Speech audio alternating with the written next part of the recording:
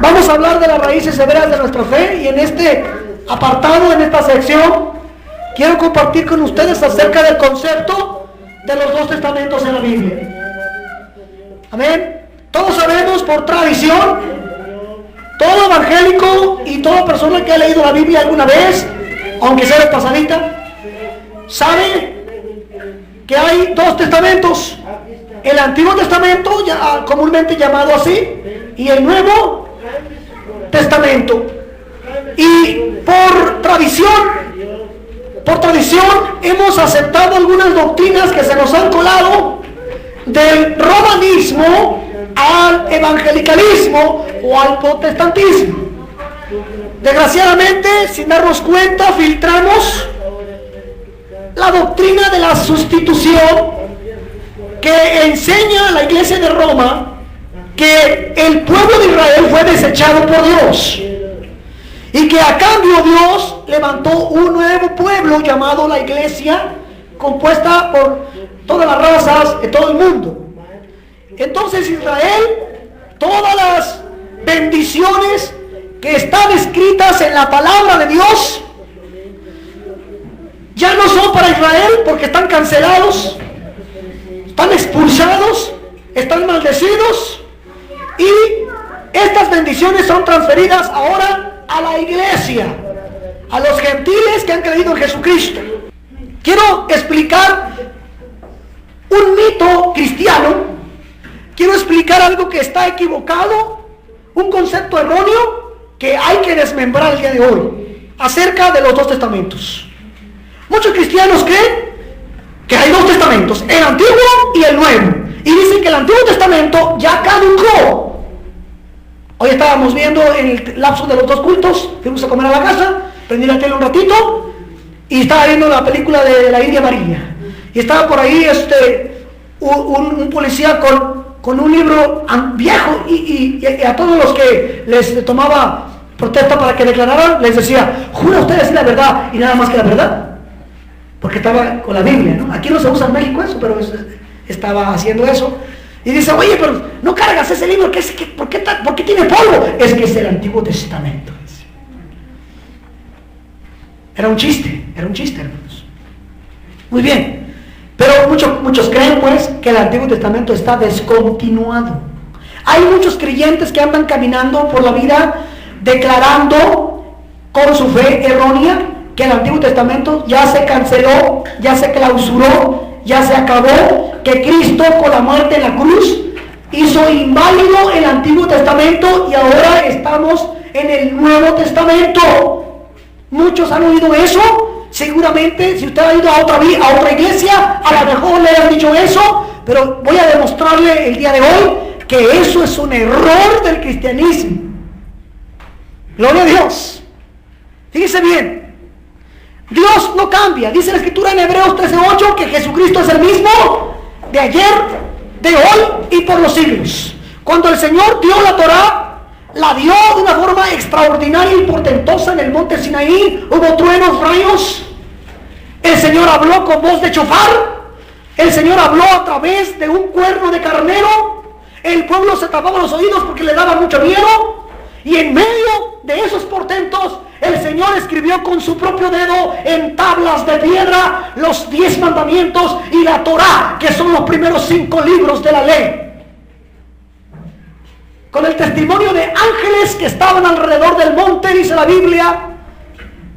Era tremendo ese momento. La gente le llama, por tradición, la ley de Moisés. Otro error. Esa ley no la dio Moisés. Moisés no subió con un cincel y con un martillo a esculpir esa ley. Dios la escribió con su propio dedo. Entonces, es un error decir la ley de Moisés. Un error de apreciación. Aunque en algunos pasajes de la Biblia dice ley de Moisés, pero no se refiere a que Moisés la escribió o la dio, sino que Dios se la dio a Moisés, o dio la ley por medio de Moisés. El Antiguo Testamento, ¿por qué se llama así? En primer lugar, usted no va a encontrar en el Antiguo Testamento ningún texto que hable de que sea un Antiguo Testamento. En el Nuevo Testamento, hermanos, hay algunos pasajes que malinterpretan y parecen decir que ese es el Antiguo Testamento y ahora el de Jesucristo es el Nuevo Testamento. Como si fueran dos testamentos distintos. De hecho, mucha tradición cristiana ha cometido el error de creer esto y de agarrar la Biblia y decir, si no está en el Nuevo Testamento, no lo creo. Hermano, pero dice el Antiguo Testamento. Tú lo has dicho, el Antiguo Testamento dice. Si no está en el Nuevo, no está vigente. Si no está en el Nuevo, no te lo creo. Si no está en el Nuevo, ya no es válido. Pero como he venido diciendo en la serie de estudios que tenemos, nos damos cuenta que todo el Nuevo Testamento, hermanos, no es otra cosa que la misma Biblia del Antiguo Testamento explicada. Si usted agarrara los textos que del Nuevo Testamento se copiaron del Antiguo Testamento, en el Nuevo Testamento quedaría cortitito. Quedaría con hoyos y huecos por todos lados. Porque los escritores del Nuevo Testamento muchas veces repitieron, casi en réplica, los textos del Antiguo Testamento. Hay mucho texto, por ejemplo, cuando Jesús le preguntaron, un rabino, maestro de la ley, le pregunta a Jesús para probar su mesianidad, para saber si de veras era el Mesías. Dinos, ¿cuál es el más grande mandamiento de la ley? Jesús tuvo la perfecta oportunidad, la ocasión perfecta para decir, mira, ya no importa, ya no vamos a estar bajo la ley, yo vengo a quitar esa ley y a poner otra. Sin embargo, Jesús, en vez de hacer eso, dijo, el más grande mandamiento de la ley es, no será, no fue, es, ama al Señor con todo tu corazón, con todas tus fuerzas, con toda tu alma. Y el segundo es semejante, ama a tu prójimo como a ti mismo. Y cuando este hombre oyó, el rabino oyó, dijo, bien has dicho, maestro, has contestado bien. Claro que contestó bien. ¿Por qué creía? Era el maestro de maestros, era el rabino de rabinos. Contestó bien. Gloria a Dios. Pero lo estaban probando, si era él el Mesías. El verdadero Mesías no iba a abolir la ley. Jesucristo declaró, porque estaban escuchando, querían escuchar de su propia voz, cuál era la postura de Jesús, del Mesías, ante la ley. ¿Y cuál era la postura de Jesús? Él decía, no piensen que yo he venido a abrogar la ley o los profetas. No he venido a cancelar, a abrogar, sino a cumplir. Porque les digo que ni una iota, ni una tilde pasará de la ley hasta que todo se cumpla. Entonces sus discípulos decían, amén, es el Mesías. Si él se hubiera salido de este marco, si él hubiera dicho, la ley no sirve para nada, queda obsoleta, yo la voy a abolir, no hubiera sido el Mesías verdadero. Porque estaba escrito en la ley del Señor en Jeremías 31. Dice el Señor, reprendiéndolos, voy a renovar mi pacto, voy a hacer un pacto nuevo con la casa de Judá y con la casa de Israel. No como el pacto que hice con sus padres, porque me desobedecieron y quebrantaron mi pacto. Mas este es el pacto que haré. Escribiré mis leyes en sus corazones y en sus mentes las escribiré, y ninguno dirá a su prójimo, ven y conoce al Señor, porque cada uno me conocerá, dice el Señor. Cuando el Señor anuncia este pacto, parece decir nuevo pacto. Yo quiero explicarles algo que es un término hebreo que usted debe entender. Cuando el Señor dice nuevo pacto, no se está refiriendo como nosotros aquí en Occidente entendemos la palabra nuevo pacto. Si yo quiero reparar esta bocina, yo la quiero renovar, le quito lo que está viejo y le pongo algo nuevo, trato la madera, la barnizo y ya la renové.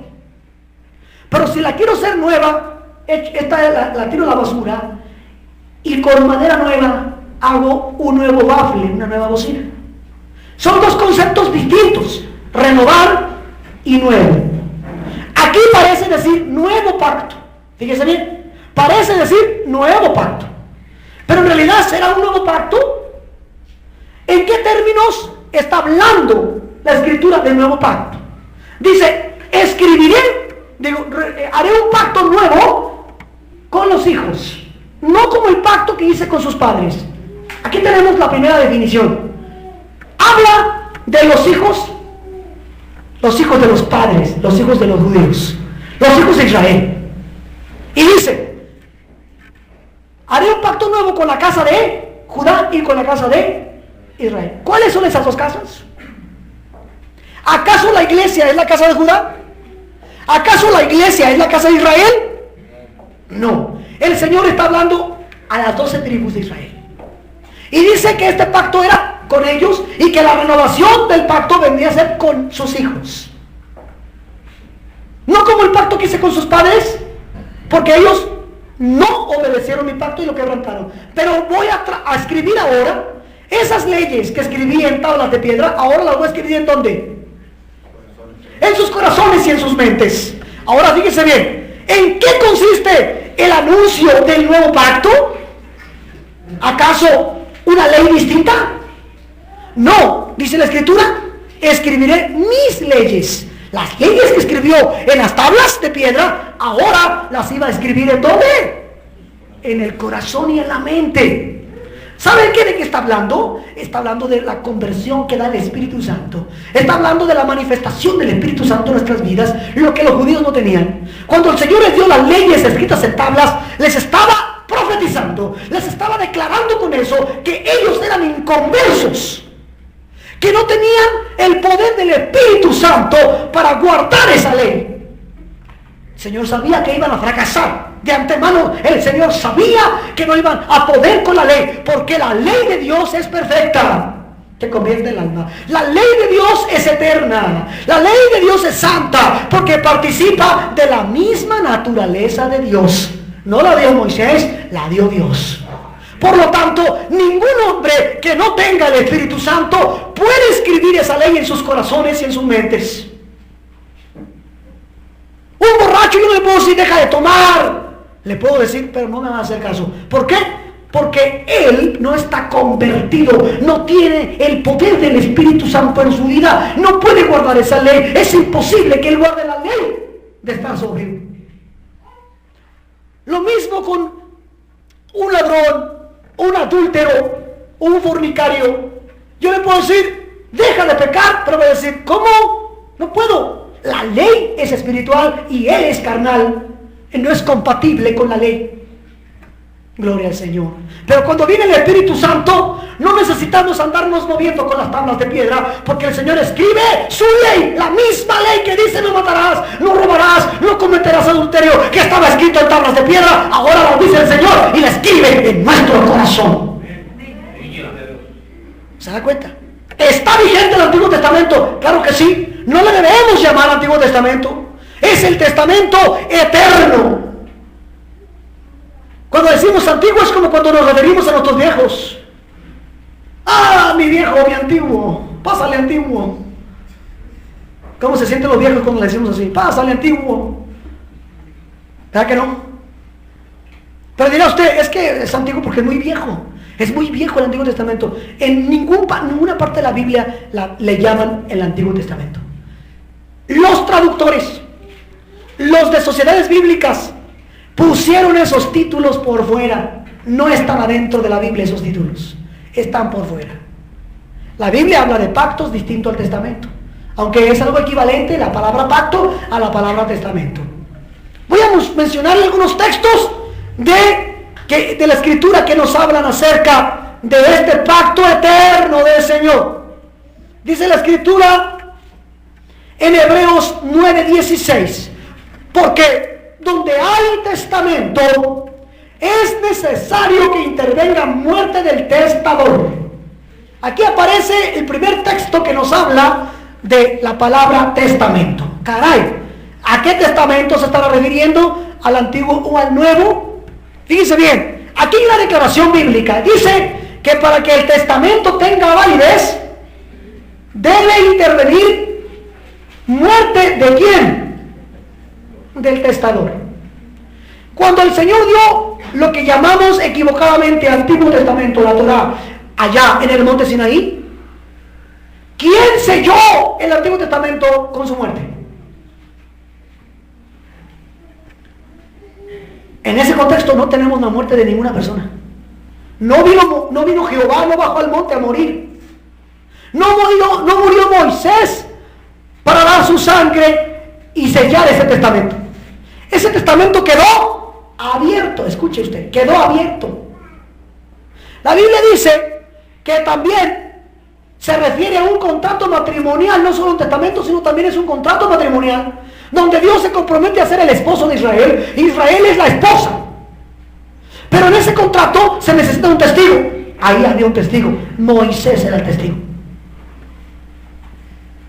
Gloria a Dios. Él bajó con las tablas y el pueblo tenía que aceptarlas para cumplir con el contrato. Pero cuando bajó, el pueblo estaba adorando a una imagen, a un becerro de oro, y tuvo que subir por otras tablas. Hubo una interrupción. El testamento quedó abierto. Quedó abierto para que viniera el verdadero testador, el autor del testamento. Dice la escritura que el ángel de Jehová estaba con Moisés dándole el pacto. ¿Quién era el ángel de Jehová, hermanos? Dice la escritura que Dios le dijo: te voy a conceder que veas la espalda del ángel, pero para que no mueras, métete en la hendidura de la peña para que te protejas. Y Moisés se metió en la hendidura de la peña y vio la espalda del ángel de Jehová. Estaba hablando de Dios, pero dice la escritura que a Dios nadie le ha visto jamás. ¿Quién era el ángel? Jesucristo, hermanos. Ese ángel era el mismo Mesías, en forma angelical, sin haber sido encarnado aún. Su encarnación no llegaba todavía. Entonces el ángel del pacto era Jesucristo. El ángel del pacto del Antiguo Testamento, entre comillas, era el mismo Señor Jesús. Con el tiempo los maestros se amontonaron, fueron muchos, y estaban enseñando mandamientos de hombres, y estaban torciendo las escrituras, la verdadera interpretación de la Biblia. Por eso el Mesías tenía que venir. Una de las razones para que el Mesías viniera era para interpretar correctamente la escritura que él en el monte Sinaí había revelado. Gloria a Dios. Jesús vino, el testamento estaba abierto y aún no moría. Tenía que venir a morir para sellar el testamento completo. Lo que llamamos Antiguo y Nuevo Testamento son un solo testamento sellado con la muerte de Jesucristo. Amén. Dice Hebreos 9:17, porque el testamento con la muerte se confirma. Entonces, ¿qué muerte hubo en el testamento que se dio en el Sinaí? No hubo muerte, se quedó abierto el testamento.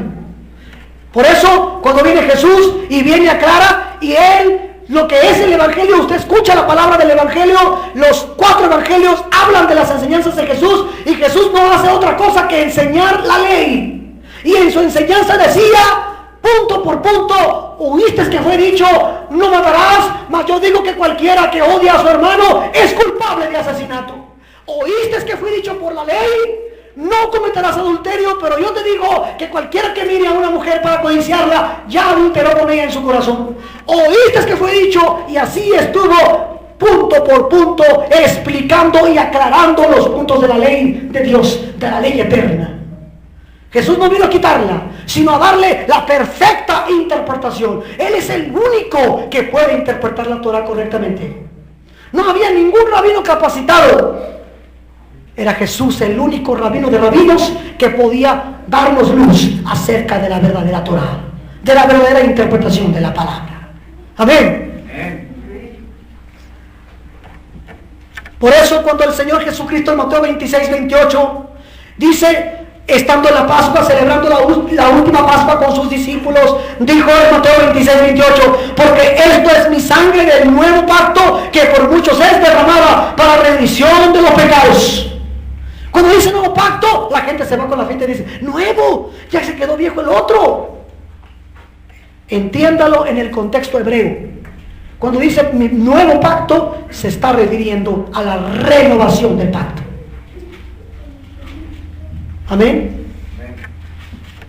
La escritura dice en segunda carta a los Corintios capítulo 3 versículo 6, el cual asimismo nos hizo ministros competentes de un nuevo pacto. Fíjese bien, Cuando dice nuevo pacto, habla de la renovación de la ley. La ley que estaba escrita en piedra, ahora en el corazón. Cuando estaba escrito en piedra, solamente de las 12 tribus había una sola tribu que se dedicaba a ser ministros. La única tribu, la tribu de Leví, eran ministros de aquel pacto. Ministros que servían para traer al pueblo perdón de pecados. ¿Cómo ministraban los levitas? Llegaba al matrimonio judío y decía: queremos expiación por nuestros pecados. Y dice la ley que traigamos 2 palominos, aquí traemos 2 pichones. El levita agarraba los pichones, los revisaba que fueran pichones limpios, sanos, sin defectos, y él sabía cómo ofrecerlos en sacrificio. Al año se ofrecía el cordero por las familias pudientes que tuvieran para un cordero. Y el levita y el sacerdote sabían cómo ofrecer. Eran ministros para acercar al pueblo a Dios. Pero cuando dice la Escritura que ahora nosotros somos ministros de un nuevo pacto, fíjese bien cómo cambian las cosas cuando en el Antiguo Testamento, mal conocido así por nosotros, estos ministros no tenían el don del Espíritu Santo y todo el demás pueblo no podía ministrar, no se podía acercar delante de Dios. Por lo que Dios escribió, todo lo que conocemos como sacrificios era solamente la sombra de los bienes venideros. Eran sombras. Cuando venía el Mesías era el cumplimiento de esas sombras. Eran símbolos, eran señas. Gloria al Señor. Y cuando dice la Escritura en Corintios 3, 2 Corintios 3, 6, al cual asimismo nos hizo ministros competentes de un nuevo pacto, no de la letra, dice, sino del Espíritu, porque la letra mata, más el Espíritu vivifica. ¿A qué se refiere? Cuando dice ministros del Espíritu, no ministros de la letra, porque la Torá escrita en piedra era la letra sin el Espíritu. La mayoría de los hombres no podían acercarse a Dios. Viene Jesucristo y amplía la Torá, la hace tan extensa, tan amplia y tan perfecta, que con su muerte Él derrama su Espíritu Santo sobre los cristianos, sobre cada creyente, sobre cada hombre y cada mujer, y nos hace a cada uno de nosotros levitas, pastores, ministros competentes del nuevo pacto. Pacto renovado. Eso significa, porque ahora cada uno de nosotros no necesita decirle al otro: ven, conoce, porque Dios puede derramar su Espíritu sobre cada uno de ustedes. En Hebreos capítulo 8 y versículo 8 se nos dice: porque reprendiendo nos dice: he aquí vienen días, dice el Señor, en que estableceré con la casa de Israel y con la casa de Judá un nuevo pacto. ¿Nuevo? ¿Nuevecito? ¿Va a desechar al antiguo? No, porque dice que lo va a hacer con ellos mismos. ¿Y en qué consiste el nuevo pacto? Escribiré mis leyes en sus corazones. ¿Cuál es la diferencia del pacto nuevo al pacto viejo? Hay 2 diferencias, hermanos. Escuchen la primera diferencia. Primero, el pacto viejo está escrito en leyes con tablas de piedra. El pacto nuevo está escrito, no está escrito en tablas, sino está escrito en el corazón y en la mente. Eso habla de la conversión del cristiano, de la llenura del Espíritu Santo en nosotros. El que tiene el Espíritu Santo puede cumplir con la ley de Dios. El que no tiene el Espíritu Santo ve la ley muy alta y dice: jamás puedo. Amén. Primera diferencia entre las 2 posturas de la ley de Dios. Segunda diferencia: aunque Dios anuncia que este pacto sería con la casa de Judá y con la casa de Israel, que son 12 tribus de Israel, la diferencia es que ahora nosotros, los que no éramos pueblo, los que éramos gentiles, los que andábamos de paganos y adorando a muchos dioses, podemos venir a la casa de Judá y a la casa de Israel y ser parte, formar parte de este pueblo y pactar con Dios. Busque conmigo la escritura que se encuentra, me parece, ¿sí? ¿Sí es o no? A ver, léame a alguien ese texto, por favor. gentiles son coherederos y miembros del mismo cuerpo y copartícipes de la promesa de Cristo Jesús por medio del Evangelio. Que los gentiles, usted era gentil, no gentil de gentileza, sino de pagano, de idólatra, de politeísta. Los gentiles, ¿qué? Somos coherederos y miembros del mismo cuerpo. coherederos. ¿Alguien me puede explicar la palabra coheredero? ¿Qué quiere decir coheredero? Heredero junto con otros. Con coheredero significa que yo soy heredero de mis padres, pero también mis hermanos. No soy el único heredero, soy coheredero con ellos.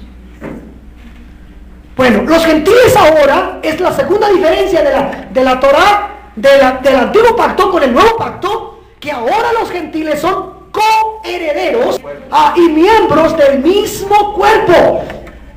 Fíjense bien, aquí estamos matando otro mito de paso. Ellos, los judíos, son un cuerpo. Nosotros, la iglesia, somos otro cuerpo. Ese es un mito romano que se infiltró en las iglesias. Los judíos son aparte, hermano. Ellos son otro pueblo. Nosotros somos ahora el pueblo de Dios, pero no tiene nada que ver con los judíos eso. Se llenan la boca muchos cristianos diciendo eso.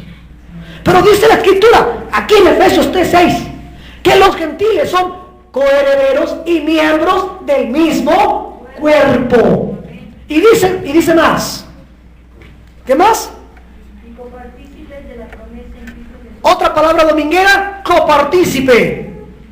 ¿Quién me puede explicar qué quiere decir copartícipe? Participa del mismo. Que participa con otros. Copartícipe es parecido a coheredero. El coheredero es heredero junto con otros, no es heredero absoluto. Y el copartícipe participa junto con otros. Amén. ¿Y copartícipe de qué? De la gracia, de la promesa. Copartícipe de la promesa en Cristo Jesús.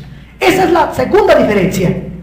En el antiguo pacto, hermanos, no entraban los gentiles y no había derramamiento del Espíritu Santo sobre todos.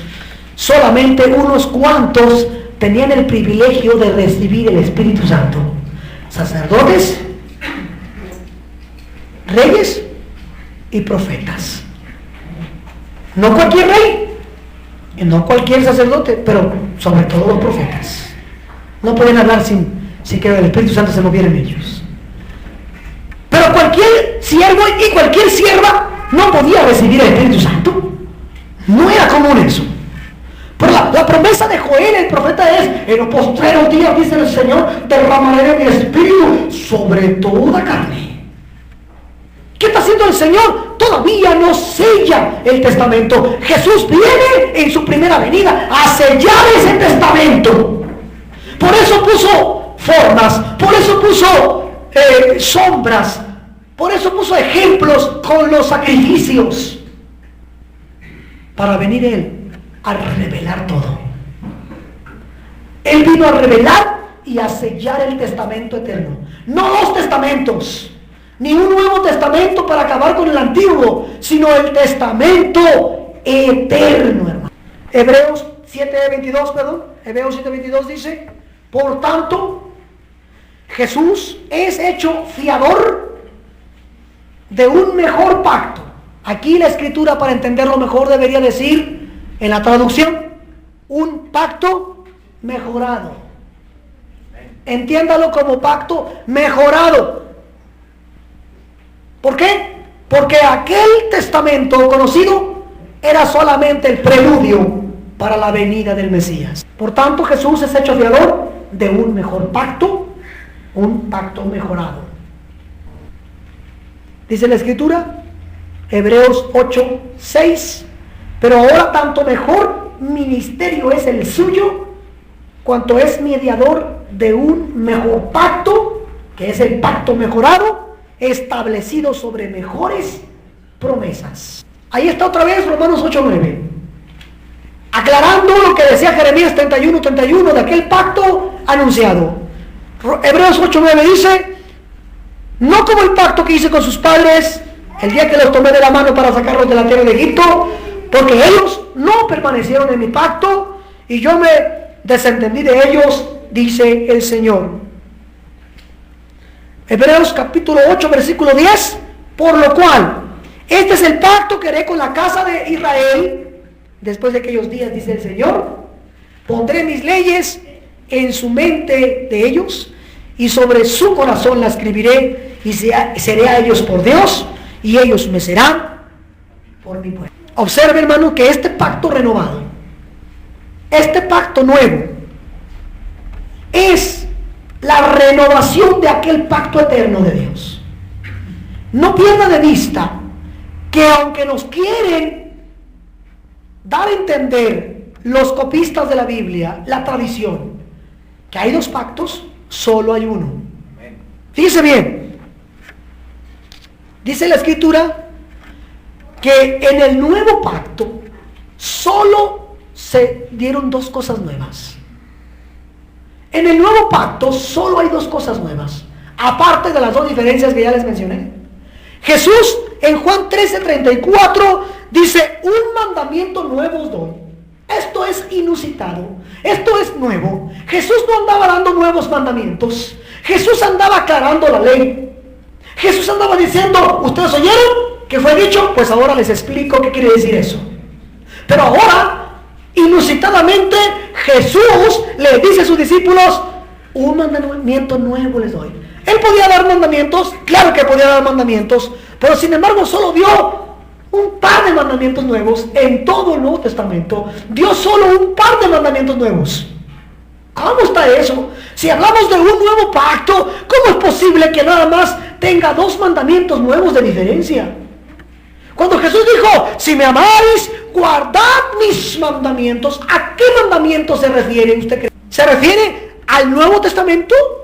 Ahora yo le pregunto, si se refiere al Nuevo Testamento, ¿dónde están todos esos nuevos mandamientos? Cuando dice: guarden mis mandamientos, ¿serán mandamientos nuevos? Si solamente en la escritura del Nuevo Testamento solo encontramos dos nuevos mandamientos. ¿Se referirá nada más a estos dos? No. Cuando él dice: si me amáis, guardad mis mandamientos, se refiere a todos los mandamientos de su Padre. Porque él dijo: guarden mis mandamientos. Así como yo he guardado los mandamientos de mi Padre, ustedes guarden mis mandamientos. Los mandamientos de mi Padre son mis mandamientos que yo les doy a ustedes. Amén. Bien, dice Juan 13:34, un mandamiento nuevo os doy. Pongan atención, porque por primera vez Jesús en todo su ministerio está dando un nuevo mandamiento. Y este es así: que os améis unos a otros como yo os he amado, que también os améis unos a otros. Ahora yo les pregunto, ¿este mandamiento era nuevo? Sí. Sí, mis hermanos. ¿Se parece a un mandamiento de la Torah, de los dos mandamientos más, el mandamiento más importante, al segundo mandamiento más importante de la ley, que dice: ama a tu prójimo como a ti mismo? No estoy hablando de ese, es otro. Escuche claramente el mandamiento: un mandamiento nuevo os doy. Nuevo: ámense entre ustedes así como yo los amé a ustedes. Una cosa es: ama a tu prójimo como a ti mismo, y otra cosa muy diferente es: Jacobo, ama a tus hermanos de la iglesia como Cristo te amó a ti. Una cosa distinta es: pórtate bien con tus vecinos y ámalos, ama a todo tu prójimo como a ti mismo. Y otra cosa diferente es: ve a los hermanos de la iglesia, prefiérelos y ámalos. Tienes que estar dispuesto a morir por ellos como Cristo amó a la iglesia y se entregó por ella. Son diferentes esos mandamientos, son distintos. Este es un mandamiento muy elevado, es para hombres y mujeres espirituales, no es para cualquiera. Amén. Nuevo mandamiento. Este es el nuevo mandamiento del Nuevo Testamento, por decirlo así. El segundo mandamiento nuevo era, cuando Jesús resucitó, se los dio y les dijo: vayan por todo el mundo, vayan a todas las naciones, prediquen el evangelio a toda criatura, hagan discípulos a todas las naciones, bautícenlos en el nombre del Padre y del Hijo y del Espíritu Santo, y enséñenles que guarden todas estas cosas que yo les he enseñado. ¿Cuál es? La Torá. La Torá, los mandamientos de la ley. Enséñeles que guarden todas las instrucciones que yo les he dado. La palabra instrucción en hebreo es Torá. Torá no solamente se traduce como ley, sino que también se traduce como instrucción. Pablo le escribe a la iglesia, le dice a la iglesia de Corinto, el capítulo 12, les dice en el versículo 1: los alabo, hermanos, porque en todo retienen las instrucciones que yo les di. Si usted lo leyera en hebreo diría: les alabo, hermanos, porque retienen la Torá que les di. La Torá es las instrucciones. Amén. Entonces no estamos hablando de dos testamentos distintos, sino del mismo testamento completo con lo nuevo que Jesús vino a traer. Por eso los creyentes verdaderos en Cristo proclamamos que toda la Biblia es la palabra de Dios, no solo el Nuevo Testamento. Si alguno osa creer que ya no existe el Antiguo Testamento, que ya no está vigente, a ver, móchelo. A ver, denle la Biblia al hermano que no cree en el Antiguo Testamento y arránquelo. A ver, arránquelo. No. Yo me he encontrado con hermanos que alegan, que dicen: no, el Antiguo Testamento ya no. Ah, ya no. ¿Por qué lo andas cargando, mi hermano? Si está más gordo que el Nuevo Testamento, ¿por qué lo andas cargando, Dioquis? ¿No sirve? ¡Móchalo! ¡Cómprate el Nuevo Testamento! ¿Para qué tienes toda la Biblia entera? No, es que, a ver. Si tú no crees en el Antiguo Testamento, móchaselo. Quédate con los 27 libros del Nuevo Testamento nada más. Pero nadie se atreve a hacer eso. Nadie se atreve a hacer eso. Les da temor. Porque dentro de su alma, saben, su corazón les dice: no hagas eso. No, porque es palabra de Dios. Desde Génesis hasta Apocalipsis es palabra de Dios. Está vigente la palabra de Dios. ¿Sabes que existen muchas leyes que no están en los 10 mandamientos, que tú y yo debemos cumplir? Muchos. Hay leyes de cuidado para la mujer. Hay leyes de cuidado. Hay leyes morales, espirituales, rituales, de distintos modos. Y esas leyes se deben cumplir. Por ejemplo, les voy a poner, para los adultos, los niños se tapan los oídos, para los adultos voy a decir esto. En el Nuevo Testamento no vas a encontrar en la Biblia, en el Nuevo Testamento, que cuando tu mujer está en su periodo, no debes tocarla, hermano. ¿Está en el Nuevo Testamento? No está en el Nuevo Testamento, está en el Antiguo. ¿Y ya se está abolido? ¿Ya puedes hacer todo? ¡No! Tienes que cumplir con ese mandamiento para cuidarla y cuidarte a ti y no ofender al Señor y no enfermarse. Porque hasta científicamente está comprobado que debes cuidarte en esos días. Debes cuidar esos días, no tocar a tu esposa. ¿Entiende lo que digo? No está en el Nuevo, pero lo guardamos porque sabemos que es conveniente, porque está en la ley de Dios. Y así pudiera yo aventarme toda la noche hablándoles de muchos ejemplos que están vigentes, que no debes olvidarlos, que debes cumplirlos y están en la ley de Dios, en lo que llamamos Antiguo Testamento. ¿Habrá contradicción entre el Antiguo Testamento y el Nuevo Testamento, hermanos? No. Porque la gente que cree que el Antiguo Testamento es distinto al Nuevo, a menudo dicen: es que no tiene nada que ver el Antiguo con el Nuevo Testamento. Que no tiene nada que ver, tiene todo que ver. Tú no puedes entender el Nuevo Testamento sin entender el Antiguo.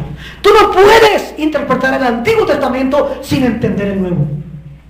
Los dos testamentos se complementan perfectamente. No puedes eliminar ninguno de los dos porque destruyes la palabra de Dios.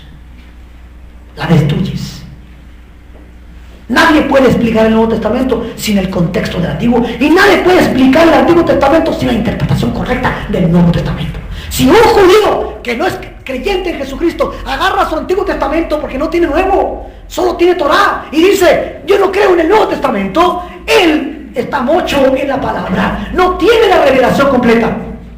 Si un cristiano agarra el Nuevo Testamento y dice, el Antiguo no me sirve, está mucho, no entiende la palabra, necesita el Antiguo. Amén. El Antiguo Testamento, hermanos, está escrito en las tablas de piedra. El Nuevo Testamento, en 2 Corintios 3:3 dice, siendo manifiesto que sois cartas de Cristo expedidas por nosotros, escrita no con tinta, sino con el Espíritu del Dios vivo, no en tablas de piedra, sino en tablas de carne del corazón. Amén. La Torá del Antiguo Testamento es instrucción de vida, eso significa Torá. Proverbios 10:17 dice, camino de la vida es guardar la instrucción, pero quien desecha la reprensión yerra. Deuteronomio 30:16 dice, porque yo te mando hoy que ames a Jehová tu Dios, que andes en sus caminos y guardes sus mandamientos, sus estatutos y sus decretos, para que vivas y seas multiplicado, y Jehová tu Dios te bendiga en la tierra a la cual entras para tomarla en posesión de ella.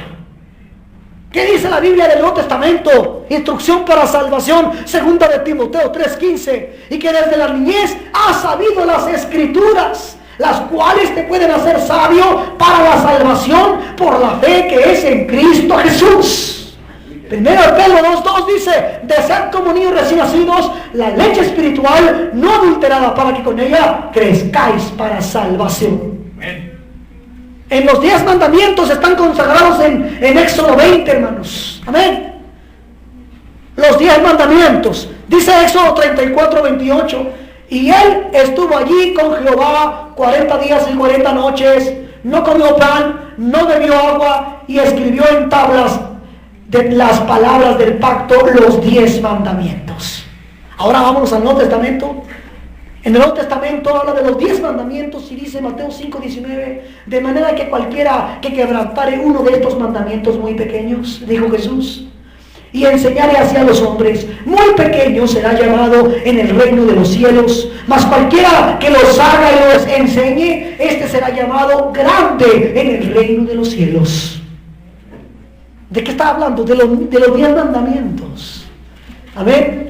En Deuteronomio 6:5 dice, amarás a Jehová tu Dios con todo tu corazón y con toda tu alma y con todas tus fuerzas. En el Nuevo Testamento, Mateo 12:30 dice, amarás al Señor tu Dios con todo tu corazón, con toda tu alma, con toda tu mente y con todas tus fuerzas. Este es el principal mandamiento.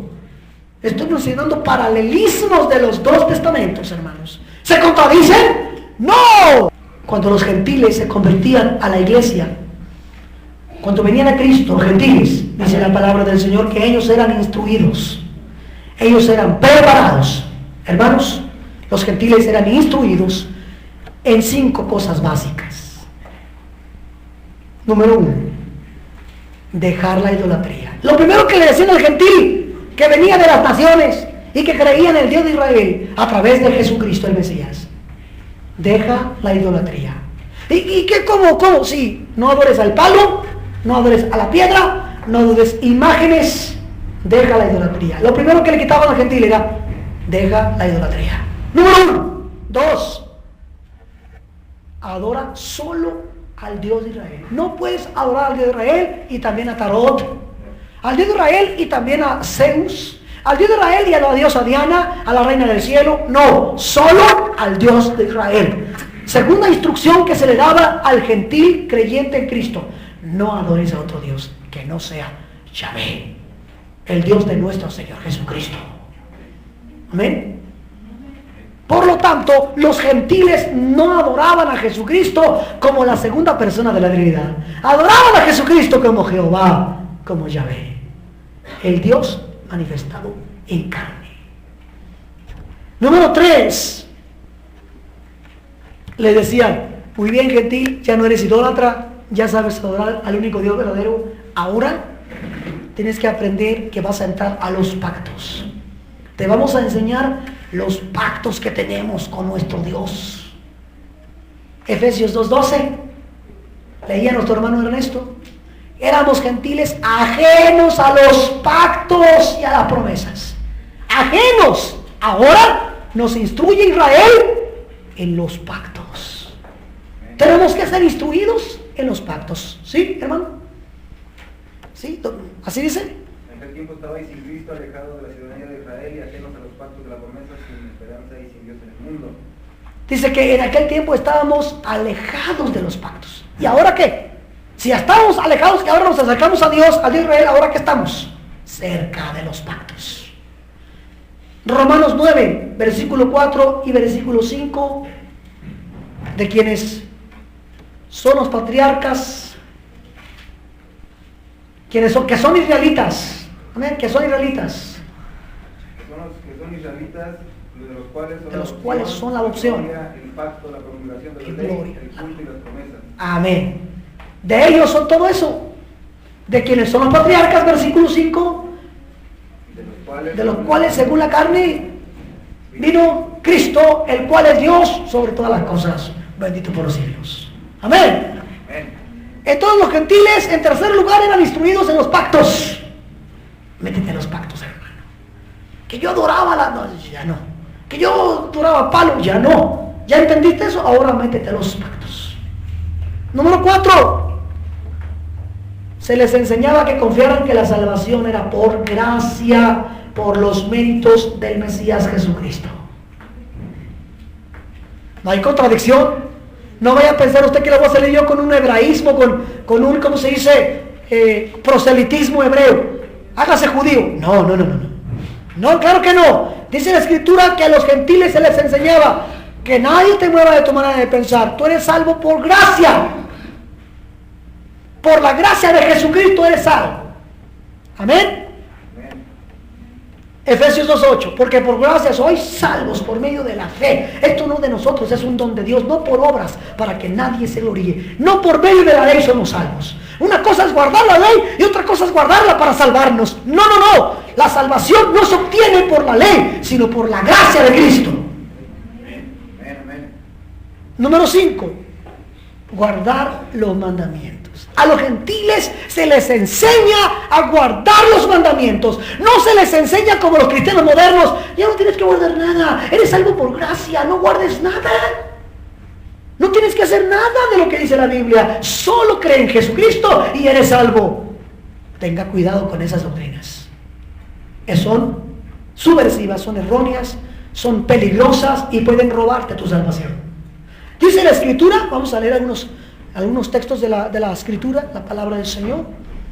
Mateo 19:17.